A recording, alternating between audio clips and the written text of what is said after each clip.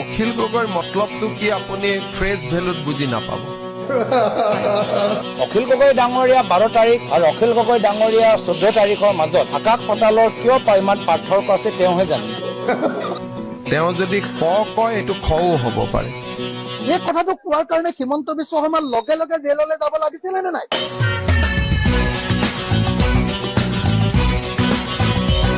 আৰু 2026 আমি বিৰোধী ঐক্য মঞ্চই এখন নতুন চৰকাৰ।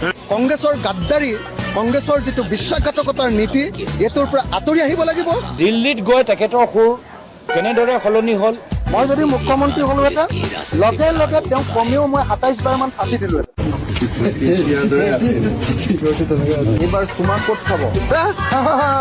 কিন্তু বহুত মানুহে ভাবিছে আপোনাৰ শৰীৰটো কংগ্ৰেছৰ লগত আছে কিন্তু আপোনাৰ আত্মাটো মনে মনে বিজেপিৰ লগত আছে এতিয়া।